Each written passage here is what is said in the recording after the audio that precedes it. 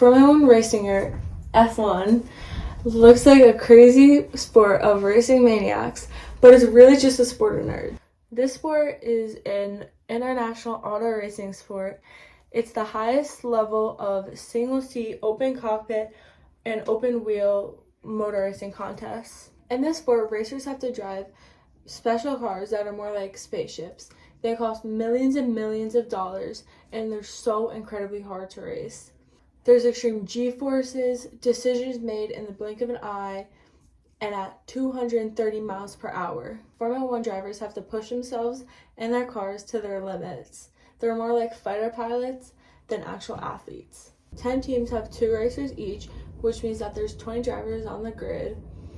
You have to race 300 kilometers per track, per race. The amount of laps varies per track. In Formula One, there's a constructors championship and a driver's championship. The constructors have to create the best car that they can to score points for the team, and the drivers have to place top 10 to score any points for their team.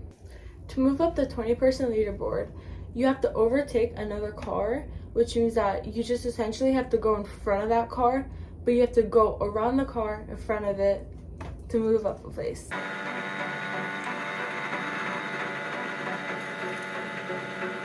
Although overtaking isn't that easy. Okay, now let's get to the format of the F1 race weekend. First there's practice, then there's qualifying, then there's the actual race day. In the practice, the cars get to warm up to the track, and the drivers get to warm up the track and really test your abilities on that track. Then the qualifying, if you place top 10, you get to start at the top 10 places on the grid. And starting first means a lot. Starting in the beginning means a lot because it's really hard to overtake, so it really matters where you start. Races are usually held on a Sunday. The Grand Prix has a race time limit of 2 hours, so it can't exceed 2 hours. Also, just to note, the F1 teams have to use 2 different types of tires, like per car, and those tires are hard, soft, medium, intermediate, and wet. Okay, now flags. The few flags that you should know is the checkered flag. That's waved at the end of each race. That's waved at the end of each race. That just means that you finished. Yellow means that there's a hazard on the track. Speed and overtaking is restricted.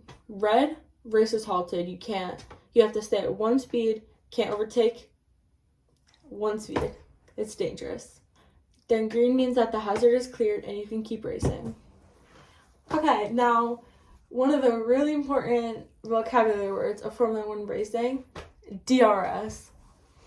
DRS is essentially the drag reduction system. DRS is a driver adjustable bodywork aimed at reducing aerodynamic drag in order to promote overtaking and make the car go faster, and it's easier to overtake. So to explain it better, I have a model car. So imagine that the rear wing is going like that. It's kind of harder to overtake, so then you can enable DRS and it just goes like that, and it's easier to overtake. There are certain places and areas of the track where you can enable that.